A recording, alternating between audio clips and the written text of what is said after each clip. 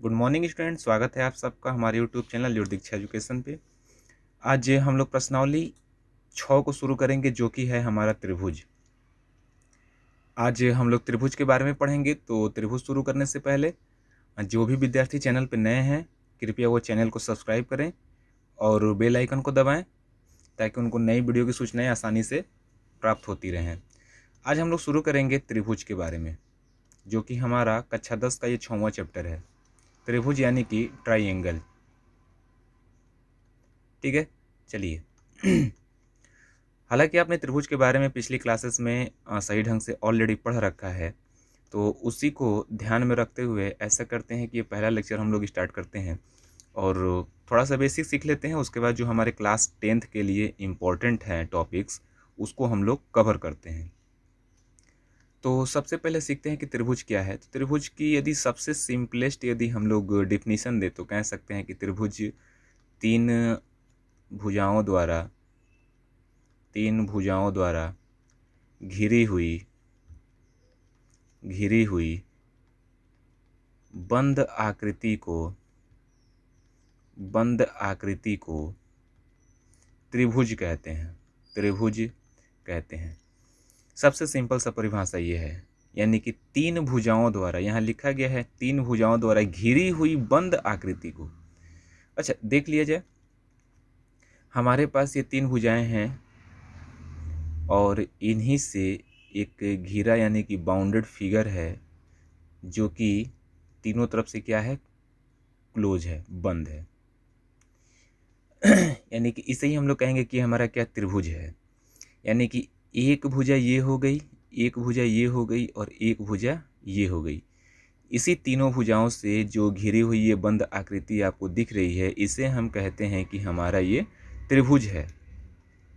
जब ये त्रिभुज है, इसमें हम देख रहे हैं कि जो दो भुजाएं हैं कहीं ना कहीं क्या कर रही हैं, एक दूसरे पे मिल रही हैं, और जहाँ ये मिल रही हैं वहाँ पे देखिए एक कोण बन रहा है। जब आपने लाइन और एंगल पढ़ा था, रेखा और कोण, तो उसमें आपने देखा था कैसे कोण का निर्माण हो रहा था। तो ऐसे भी यहाँ भी देखा जाए तो जहाँ जहाँ दो भुजाएं मिल रही हैं वहाँ हमारा एक कोण बन रहा है। और इस पूरे आकृति में कितने कोण बन रहे हैं? 3 कोण बन रहे हैं। चलिए उस कोण का हम क्या करें, कुछ नाम दे दें। ये कोण ए बन रहा है, कोण बी बन रहा है और कोण सी बन रहा है। यानी कि एक त्रिभुज में अब कितने अंतःकोण हो जाएंगे? 3 हो जाएंगे। तो लिख सकते हैं हम लोग, अंतः कोणों की संख्या कितनी है एक त्रिभुज में? 3 है। कौन कौन से हैं? तो कोण ए है, कोण बी है और कोण सी है। अच्छा, ये चीज़ देखिए, जब ये कोण है तो ये जो जहाँ आपस में दोनों भुजाएं मिल रही हैं, ये हमारा शीर्ष का निर्माण भी कर रही हैं। ठीक, शीर्ष यानी वर्टेक्सेस। तो जो हमारे वर्टेक्स हैं एक त्रिभुज में कितने हो जाएंगे? तो त्रिभुज में शीर्षों की संख्या, तो एक त्रिभुज में जो शीर्षों की संख्या होती है वो कितनी होती है? वो भी 3 ही होती है। कौन कौन से? शीर्ष ए, शीर्ष बी और शीर्ष सी। अच्छा, आगे देखा जाए तो हमने ऊपर ही लिख दिया है, ऊपर क्या लिख दिया है कि 3 भुजाओं द्वारा, यानी कि इसमें भुजाओं की संख्या कितनी हो गई, साइड्स कितने हो गए, तो भुजाओं की भी संख्या हमारे पास हो गई है। भुजाओं की संख्या हमारे पास हो गई है कितनी? 3। अच्छा, भुजाएं कौन कौन सी हैं? तो एक तो ये वाली भुजा है यानी कि ए बी है, दूसरा कौन सा है? बी सी है, तीसरा कौन सा है? ए सी या फिर सी ए है। यानी हमारे पास एक त्रिभुज में 3 अंतःकोण हो गए, 3 शीर्षों की संख्या हो गई, 3 भुजाओं की संख्या हो गई। चलिए अब जरा हम आगे बढ़ते हैं और जो भी भुजाएं हैं उसका नाम लिखना सीखते हैं कि कैसे नाम लिखते हैं। तो मान लीजिए कि हमारे पास एक त्रिभुज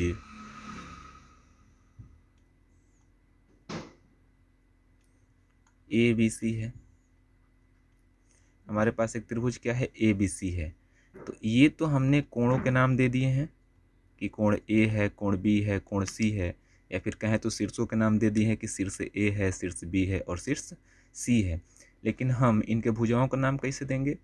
तो जो कोण के सामने वाली भुजा होती है ना, उसको हम उसी रिप्रेजेंटेशन जो भी हमारे पास कैरेक्टर है उसे क्या करते हैं, रिप्रेजेंट कर देते हैं। जैसे कोण ए है तो इस वाले कोण को, इस वाले शीर्ष को हमने किससे रिप्रेजेंट किया है, ए के, ए से। तो ए के सामने वाली भुजा क्या है, ये नीचे वाली है, बेस वाली है, तो इसको कह देंगे कि ये भुजा ए है। वैसे ही बी के सामने वाली भुजा को कह देंगे कि बी है, और सी के सामने वाली भुजा को कह देंगे कि सी है। ऐसे हम लोग क्या करते हैं, नामकरण करते हैं। जैसे हमारे पास एक और ट्राइंगल आ जाए, P Q R, P Q R एक ट्राइंगल है, तो आप कह सकते हैं कि पी के सामने वाली जो भुजा है वो पी है, क्यू के सामने वाली भुजा क्यू, और आर के सामने वाली भुजा आर है। ऐसे आप चाहें तो भुजाओं का भी नाम दे सकते हैं। अच्छा, अगली कड़ी में हम लोग ये सीख लें कि त्रिभुज के प्रकार कितने होते हैं। तो देखिए, हालांकि ये तो आपने पिछली क्लासेस में पढ़ा रखा है, फिर भी देख लिया जाए तो हम लोग यदि त्रिभुज के प्रकार के बारे में पढ़ेंगे, त्रिभुज के प्रकार, तो यदि त्रिभुज के प्रकार के बारे में पढ़ें तो हम लोग कह सकते हैं कि त्रिभुज को जनरली दो भागों में हम क्या करते हैं, पढ़ते हैं। दो प्रकार के भागों में पढ़ते हैं, क्लासिफाई कर सकते हैं। ठीक है अजी, इसको हम लोग प्रकार में चेंज करें तो पहले हम प्रकार में जो पढ़ते हैं उसको पढ़ते हैं भुजाओं के आधार पर त्रिभुज, भुजाओं के आधार पर त्रिभुज के प्रकार। और जो दूसरा हम लोग पढ़ते हैं वो पढ़ते हैं कोणों के आधार पर, कोणों के आधार पर त्रिभुज के प्रकार। तो इसमें यदि हम लोग देखें तो हमारे पास जो भुजाओं के आधार पे जो त्रिभुज के प्रकार होते हैं उसमें कौन कौन से होते हैं, तो इसमें हमारा एक होता है समबाहु त्रिभुज, दूसरा होता है विषमबाहु त्रिभुज, तीसरा होता है समद्विबाहु त्रिभुज, समद्विबाहु त्रिभुज। समबाहु त्रिभुज जिसमें तीनों भुजाएं क्या हो, तीनों भुजाएं क्या हो, बराबर हो। अच्छा, विषमबाहु में कोई भुजा बराबर नहीं, कोई भुजा बराबर न हो। अच्छा, समद्विबाहु जिसमें दो भुजाएं क्या हो, बराबर हो, दो भुजाएं बराबर हो। अब हम पढ़ेंगे कोणों के आधार पे। तो यदि कोणों के आधार पर त्रिभुज के प्रकार को देखें तो सबसे पहले हमारा आता है, तो मान लिया कि समकोण त्रिभुज है। समकोण त्रिभुज जिसमें एक जो कोण होगा वो 90 अंश का होगा, 90 अंश का हो। अच्छा, दूसरा जो हम लोग पढ़ते हैं, दूसरा हम लोग पढ़ते हैं न्यून कोण, न्यून कोण त्रिभुज। न्यून कोण त्रिभुज में वे त्रिभुज जिसमें जो कोण होते हैं, जितने भी कोण होते हैं, कोणों का जो मान होता है वह 90 अंश से कम होता है, 0 से बड़ा और 90 से कम।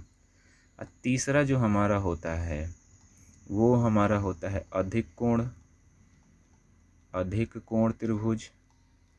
अधिक कोण त्रिभुज में क्या होता है, जो आपकी थीटा होती है वो ग्रेटर देन 90 तो होती है, 90 से बड़ा तो होता है, लेकिन जो थीटा का मान होता है वो क्या हो जाता है, वो लेस हो जाता है, वो लेस हो जाता है 180 से। यानी कि जो कोण होंगे एक, उसमें 90 अंश से बड़ा हो जाएगा, लेकिन 180 अंश से क्या होगा, एक छोटा हो जाएगा। ठीक है, तो ये हमारे किसके बेसिस पे होते हैं, तो कोणों के आधार पे त्रिभुज होते हैं।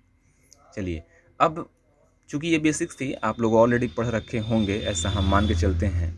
तो अब जो हमारा टॉपिक रहेगा वो देखेंगे कि कोण जो हम लोग देखे हैं या फिर हम लोग जो ट्राइंगल देखे हैं वो ट्राइंगल कब बनेगा और कब नहीं बनेगा। मान लीजिए हमारे पास कोई एक ट्राइंगल दे दिया जाए, ये हमारे पास एक त्रिभुज दे दिया जाए ए बी सी, ये है ए, ये है बी और ये है भुजा सी, और इसमें दे दिया जाए कि ए का मान दिया है 3 सेंटीमीटर, बी का मान दिया है 4 सेंटीमीटर और सी का मान दिया है 5 सेंटीमीटर। और आपसे पूछा जाए कि क्या यह त्रिभुज जिसकी भुजाएं 3 सेंटीमीटर क्रमशः 4 सेंटीमीटर और 5 सेंटीमीटर हैं, क्या यह त्रिभुज का निर्माण करेंगी, तो इसको चेक करने का तरीका होता है कि कभी भी दो भुजाओं का जो योग होता है हमेशा तीसरी भुजा से क्या होता है, बड़ा होता है। तो यहाँ पे हमारा कंडीशन a प्लस बी का जो मान होगा वो बड़ा होना चाहिए c से, b प्लस सी का जो मान होना चाहिए वो बड़ा होना चाहिए a से, a प्लस सी का जो मान होना चाहिए वो बड़ा होना चाहिए b से। यदि ये कंडीशन फॉलो करेगा तो ही हमारा त्रिभुज बनेगा, अन्यथा त्रिभुज नहीं बनेगा। आइए जो हमको वैल्यू दी गई है उससे चेक करते हैं कि क्या यहाँ से त्रिभुज का फॉर्मेशन होगा कि नहीं होगा। तो हमारे पास a दे रखा है 3 और b दे रखा है 4, तो 4 और 3 7 होता है जो कि बड़ा है 5 से। पहला कंडीशन ट्रू है। b प्लस सी, b दिया है 4 और c दिया है 5, 5 4 9 जो कि बड़ा है 3 से, ये भी कंडीशन ट्रू है। तीसरा हमारे पास दिया है a प्लस सी यानी कि 3 प्लस 5, 5 3 8 होता है जो कि आपका बड़ा है किससे, 4 से। यानी ये तीनों कंडीशन सेटिस्फाइड हो रही है, इसका मतलब हमारा त्रिभुज का फॉर्मेशन होगा। यदि इसमें से कोई भी एक कंडीशन सेटिस्फाइड नहीं होती, पूर्ण नहीं होती, तो हमारा त्रिभुज का निर्माण नहीं होता। ठीक है, अच्छा उम्मीद करते हैं कि ये बातें आप लोग समझ गए होंगे। तो ऐसा करते हैं कि अब इसके हम लोग अगले हिस्से पे पहुंचते हैं।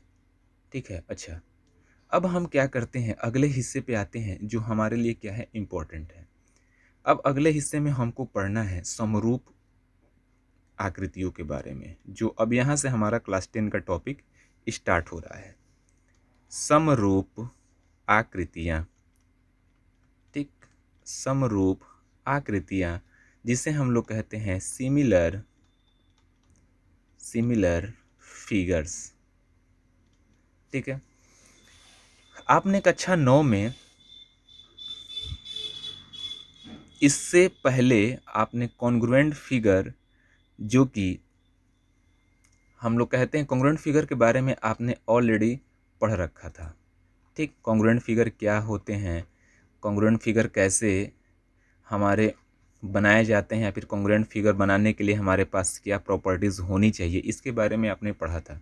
आपने पढ़ा था इस सर्वांगसम आकृतियाँ क्या होती है, इसके बारे में आपने ऑलरेडी पढ़ रखा था, सर्वांगसम के बारे में। सर्वांगसम आकृतियाँ, थोड़ा सा इसको भी हम लोग चेक करते चले कि सर्वांगसम आकृतियाँ क्या होती हैं, तो समरूप आकृतियाँ आसानी से समझ में आ जाएगी। सर्वांगसम आकृति में आपने पढ़ा था कि सर्वांगसम आकृतियाँ वे आकृतियाँ होती हैं जिनके आकार के साथ साथ माप भी क्या होते हैं, समान होते हैं। यानी कि समान आकार के साथ साथ, इसको बदल लिया जाए पेंसिल को जरा, समान आकार के साथ साथ, ठीक, समान आकार के साथ साथ, समान आकार प्लस समान क्या होना चाहिए, अमाप होना चाहिए। यदि यह कंडीशन फॉलो करेगा तो ही हमारा सर्वांगसम आकृति तैयार होगा। अच्छा, मतलब नहीं समझ में आया सर? तो देखिए, मतलब ये है कि आप कोई भी दो आकृति ऐसा लेंगे जिनका आकार भी समान हो और अमाप भी समान हो। अमाप का मतलब साइज भी समान हो। जैसे मान लीजिए कि हम लोग 2 का सिक्का लिए हैं, 2 का सिक्का लेंगे तो ये जो सिक्का है 2 वाला, जिसकी दोनों की रेडियस तो समान होगी, ये वाला सिक्का इसको आसानी से ढक लेगा, चाहे ये वाला सिक्का इसको आसानी से ढक लेगा। यानी ये एक दूसरे को आसानी से ढक लेंगे, यानी ये आपस में क्या है, सर्वांगसम आकृति है। क्योंकि इन दोनों का जो रेडियस होगा ना वो क्या होगा, समान होगा। जब रेडियस समान होगा तो इसकी एरिया निकाल लीजिए, या फिर आप पेरीमीटर भी चेक करेंगे तो मे बी ये क्या हो जाएगा, आपका समान हो जाएगा। इसलिए आपका क्या कहलाएगा, ये आपका कहलाएगा कि सर्वांगसम आकृति है। ठीक है, तो ओवरऑल देखा जाए तो सर्वांगसम आकृति होने के लिए आपके पास समान आकार के साथ साथ समान अमाप भी होना चाहिए। अच्छा, और हमारे पास एक आता है त्रिभुज के बारे में, अभी हम लोग पढ़े हैं किसके बारे में, समबाहु त्रिभुज के बारे में। समबाहु जिसकी सारी भुजाएं क्या हो, बराबर हो। तो समबाहु त्रिभुज जो होगा, जो भी समबाहु त्रिभुज होगा, समबाहु त्रिभुज में क्या होते हैं, यदि समबाहु त्रिभुज के तीनों एंगल 60-60 अंश के हैं, 60-60 अंश के हैं, और इनका जो भी अमाप है, यानी साइड का जो भी अमाप है, यदि इक्वल है तो हम कह सकते हैं कि दो समबाहु त्रिभुज जो होते हैं वो क्या होते हैं, सर्वांग सम होते हैं। सेम कंडीशन आप फॉलो करेंगे किस में, समरूप आकृति में। लेकिन समरूप आकृति के लिए कंडीशन क्या होती है, समरूप आकृतियाँ वे आकृतियाँ होती हैं जिनके आकार समान हो, आकार क्या हो, समान हो, लेकिन अमाप समान होना आवश्यक न हो। मतलब देखो, आकार समान होना चाहिए। आकार यदि ये सर्कल है तो ये भी सर्कल होना चाहिए, ठीक। भले ही इसका साइज क्या हो, अलग अलग हो। भाई इसकी रेडियस कुछ और है, इसकी रेडियस कुछ और है। ये यदि ये है और ये बी है तो यहाँ पे ए वाले का रेडियस कुछ और है, त्रिज्या कुछ और है, और बी वाले की त्रिज्या कुछ और है। लेकिन आकार देखा जाए तो दोनों आकार में क्या है, समान है। दोनों क्या है, वृत्त हैं, ठीक। केवल इसका क्या नहीं है, तो इसका अमाप समान नहीं है। तो समरूप आकृतियाँ वे आकृतियाँ होती हैं जिनके आकार समान होते हैं लेकिन अमाप समान होना आवश्यक नहीं होता है। अच्छा, इसीलिए कहा जाता है कि जितने भी वृत्त होते हैं वे समरूप होते हैं। क्यों? क्योंकि वृत्त हमेशा जो होगा, वृत्त को हमेशा आप वृत्त की तरह ही दिखाएंगे, चाहे छोटा वृत्त हो चाहे बड़ा वृत्त हो, केवल उसका समान साइज नहीं होगा। तो भाई समान साइज का होना या न होना समरूप आकृति में कोई मायने नहीं रखता है। इसलिए आप कह सकते हैं कि सभी वृत्त क्या हैं, समरूप हैं। अच्छा, यदि समान आकार के साथ साथ समान साइज भी हो जाए तो आप कह सकते हैं कि समरूप होने के साथ साथ वो क्या है, सर्वांग सम है, ठीक है। अच्छा, सर्वांग सम में जब हमने ये देखा था कि हमारे पास जो सर्वांग सम आकृतियाँ हो रही थी उनमें समान आकार समान अमाप था, ठीक। अच्छा, लेकिन इसमें अमाप से कोई मतलब था नहीं। तो ऐसा तो हम लोग कह सकते हैं ना कि जितने भी सर्वांग सम आकृति होती है, सर्वांग सम आकृतियाँ होती हैं वह समरूप हो सकती हैं, लेकिन जितने भी समरूप आकृति होती हैं वे सर्वांग सम नहीं हो सकती हैं। अच्छा, क्यों भाई? क्योंकि हमने कंडीशन देखा है कि सर्वांग सम होने के लिए अमाप के साथ साथ साइज भी समान होना चाहिए। तो भाई अमाप तो समान नहीं होगा तो हमारा समरूप में तो कंसीडर हो जाएगा, लेकिन जब अमापे समान नहीं होगा तो हम कैसे सर्वांग सम कहेंगे? इसीलिए सर्वांग सम नहीं हो सकती हैं।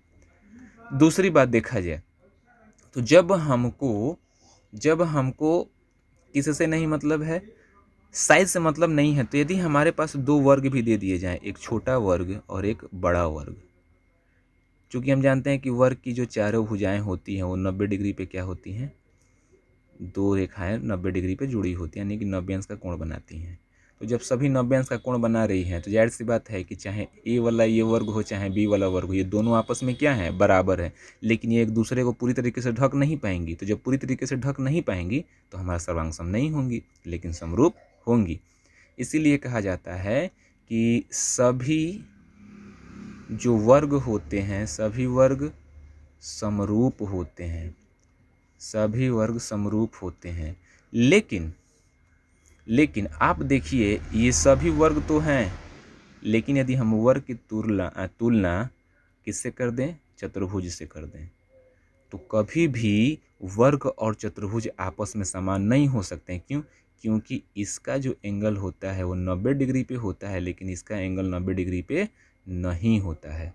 इसलिए कभी भी क्वाड्रिलेटरल्स आपके स्क्वायर के समरूप नहीं हो सकते हैं, ठीक है। अच्छा, समरूप होने के लिए कंडीशंस क्या हैं? समरूप होने के लिए कंडीशंस क्या था? समरूप होने के लिए कंडीशंस था कि जो भी उसका आकार हो समान हो और उसके साइज से कोई मतलब नहीं है। ठीक है, तो इसमें हम ये भी कह सकते हैं कि जितने भी समरूप समबाहु त्रिभुज होते हैं, जितने भी समबाहु त्रिभुज होते हैं वे हमारे क्या होते हैं? समरूप आकृतियां होती हैं, समरूप आकृति होती है। यानी कि जितने समबाहु त्रिभुज होंगे सबको हम किस में कंसीडर करेंगे? समरूप आकृति में। तो ये कुछ टॉपिक था। अच्छा, आगे हम लोग देखेंगे त्रिभुजों की समरूपता। अभी तक तो हम लोग आकृतियों में देखे थे, तो कोई भी आकृति आ सकती थी, चाहे हमारे क्वाड्रिलेटरल्स हो, चाहे कोई भी आकृति हो, वो समरूप तब होंगे जब वो उनके आकार क्या हो? समान हो। अब हम पढ़ेंगे किसके बारे में? त्रिभुजों की समरूपता के बारे में। त्रिभुजों की जब समरूपता के बारे में पढ़ेंगे तो त्रिभुजों की समरूप होने के लिए कुछ कंडीशन होते हैं। पहला कंडीशन देखिए यहाँ क्या दिया है। दो त्रिभुज समरूप होते हैं यदि उनके संगत कोण बराबर हों तथा उनकी संगत भुजाएं एक ही अनुपात में हों। संगत कोण मतलब क्या है? आइए पहले उसे समझते हैं। मान लीजिए कि हमारे पास कोई एक त्रिभुज है और ये हमारा क्या है? दूसरा त्रिभुज है। ये है हमारे पास ए बी सी और ये है हमारे पास पी क्यू आर। दो त्रिभुज समरूप तब होंगे जब उनके संगत कोण क्या हो? बराबर हो। अच्छा, संगत कोण का मतलब ए की जो संगत कोण है पी, ये आपस में क्या होने चाहिए? बराबर होने चाहिए। बी का जो संगत कोण क्या है? कोण क्यू, ये आपस में बराबर होना चाहिए। और सी के संगत कोण आर क्या होने चाहिए? बराबर होने चाहिए। अच्छा, मतलब जो हमारा त्रिभुज ए बी सी है ये हमारा समरूप तब होगा, ये समरूप का सिंबल है, ठीक, ये समरूप का सिंगल है। हमारा त्रिभुज ए बी सी समरूप तब होगा त्रिभुज किसके? पी क्यू आर के, जब उसकी संगत भुजाएं यानी कि कोण ए बराबर हो जाए किसके? कोण पी के। कोण बी बराबर हो जाए किसके? कोण क्यू के। और कोण सी बराबर हो जाए कोण आर के। क्या कहलाएगा? ये हमारा संगत कहलाएगा। अच्छा, दूसरी भी कंडीशन है। दूसरी कंडीशन उनकी संगत भुजाएं, यानी इसकी जो संगत भुजा है ए बी, यानी कि भुजा जो हमारे पास ए बी है किसके बराबर होना चाहिए? भुजा पी क्यू के। ठीक। अच्छा, ए पी संगत भुजाएं एक ही अनुपात में होनी चाहिए। देखिए यहाँ अनुपात लिखा है तो ये अनुपात इसका बनाया जाए, तो यानी भुजाओं का अनुपात क्या हो जाएगा? ए बी का अनुपात किससे बनेगा? पी क्यू से, जो किसके बराबर हो जाएगा? समानुपाती किसके हो जाएगा? दूसरा हमारे पास है बी सी अनुपात क्यू आर के, जो किसके बराबर हो जाएगा? सी ए अनुपात आर पी के। यानी कह सकते हैं कि जब ए बी बटे का पी क्यू बराबर बी सी बटे का क्यू आर बराबर सी ए बटे का आर पी होगा। यानी समरूप तब होगा जब दो त्रिभुज समरूप तब होंगे जब उनकी संगत कोण, यानी कोण ए के बराबर कोण पी हो जाए, कोण बी के बराबर कोण क्यू हो जाए, कोण सी के बराबर कोण आर हो जाए, और इनकी संगत भुजाएं एक ही अनुपात में अर्थात समानुपाती हों। यानी ए बी का अनुपात पी क्यू से बराबर होना चाहिए, बी सी का अनुपात क्यू आर से बराबर होना चाहिए, सी ए का अनुपात आर पी से। तब हमारा क्या होगा? ये त्रिभुज समरूप कहलाएंगे। इसका एक छोटा सा एग्जाम्पल देख लिया जाए। अच्छा, कैसे हम कहेंगे कि ये समरूप है? तो हमारे पास दो त्रिभुज दिया है। अच्छा, मान लीजिए कि हमारे पास त्रिभुज है ए बी सी और ये हमारे पास त्रिभुज है पी क्यू आर। अच्छा, संगत कोण मान लीजिए कि ये है आपका 70 डिग्री, ये है आपका 40 डिग्री और ये है आपका 70 डिग्री। 70, 40 या फिर इसको 50 कर दिया जाए, 70, 50 और ये हो जाएगा 60। इसको कर दिया जाए 50 और ये कर दिया जाए 60। अच्छा, मान लीजिए कि ये भी हमारे पास दे रखा है 3 सेंटीमीटर, ये हमारे पास दिया है 6 सेंटीमीटर। अच्छा, ये हमारे पास दिया है 4 सेंटीमीटर, ये हमारे पास दिया है 8 सेंटीमीटर और ये हमारे पास दिया है 5 सेंटीमीटर और ये हमारे पास दे दिया है 6 सेंटीमीटर। ठीक है, तो दो त्रिभुज समरूप तब होते हैं जब उनके संगत कोण आपस में क्या हो, बराबर हो। संगत कोण आपस में क्या हो, बराबर हो। तो हमको सबसे पहले क्या होना चाहिए, कोण ए का जो मान होना चाहिए किसके बराबर होना चाहिए, कोण पी के। तो कोण ए कितना दिया है, 60 अंश। क्या ये बराबर है कोण पी के? जी हाँ, ये भी हमारे पास कितना है, 60 अंश। कोण बी का मान किसके बराबर होना चाहिए, कोण क्यू के। ठीक, यानी कोण यदि बी है 70 अंश तो ये भी कितना होना चाहिए, 70 अंश। ये भी है। कोण सी जो होना चाहिए वो किसके बराबर होना चाहिए, कोण आर के। कोण सी हमारे पास कितना है, 50 अंश। ये भी है हमारे पास 50 अंश।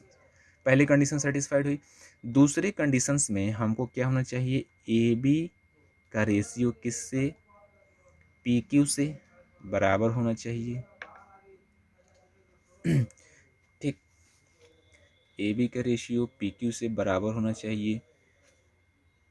आपका किससे, A B B C, B C का रेशियो किससे, क्यू आर से बराबर होना चाहिए।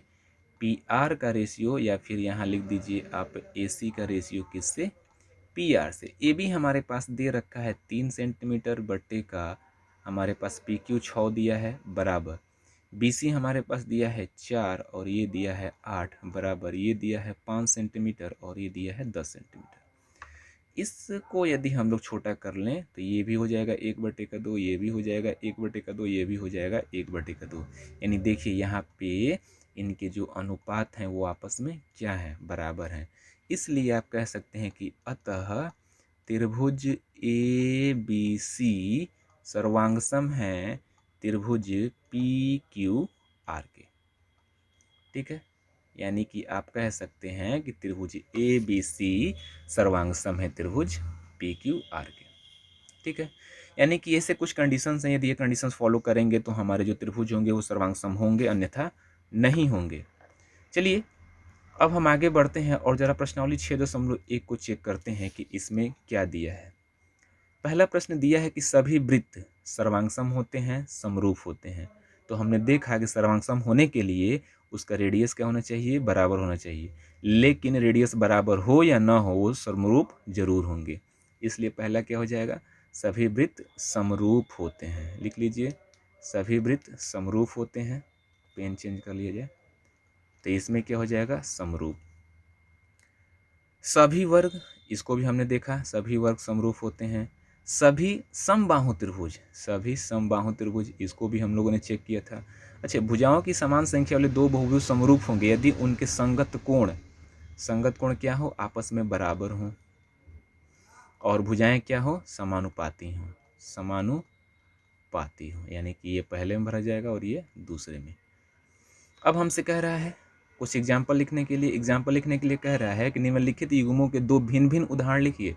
समरूप त्रिभुज, तो समरूप त्रिभुज में आप लिख दीजिए सर्कल हो गया, ये क्या हो गया, वर्ग हो गया। ऐसी आकृतियाँ जो समरूप नहीं हो, तो दोनों त्रिभुज जो एक्स्ट्रा बच रहे थे, समद्विबाहु, समद्विबाहु लिख दीजिए, विषमबाहु लिख दीजिए, ये हमारे इसके एग्जाम्पल हो जाएंगे।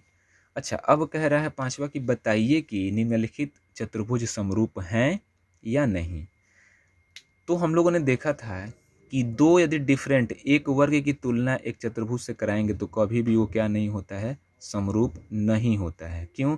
क्योंकि यह तो 90 अंश पे बन रहा है लेकिन इसका कोण 90 अंश पे नहीं बनता है। इसलिए आप कह सकते हैं कि जो हमारा चतुर्भुज है पी क्यू आर एस वो क्या है, समरूप नहीं है। किसके, ए बी सी डी के। ये क्या हो जाएगा, समरूप नहीं है। ठीक है, तो ये कुछ प्रश्न थे प्रश्नावली 6.1 के। उम्मीद करते हैं प्यारे स्टूडेंट कि आपको समझ में आया होगा। यदि समझ में आया होगा तो वीडियो को लाइक कीजिए और चैनल को सब्सक्राइब कीजिए तथा साथ ही साथ बेल आइकन को दबाना न भूलिएगा। और यदि कमेंट सेक्शन में कोई भी आपकी क्वेरीज होती हैं तो आप कमेंट सेक्शन में प्लीज़ आप कमेंट कीजिए और बताइए कि क्या है दिक्कत आपको क्वेश्चंस को समझने में, ताकि आपके लिए कुछ और बेहतर प्रयास किया जा सके। ठीक है, तो मिलते हैं अगले वीडियो में और कुछ प्रमेय के साथ। तब तक बने रहिए योर दीक्षा एजुकेशन के साथ। धन्यवाद छात्रों।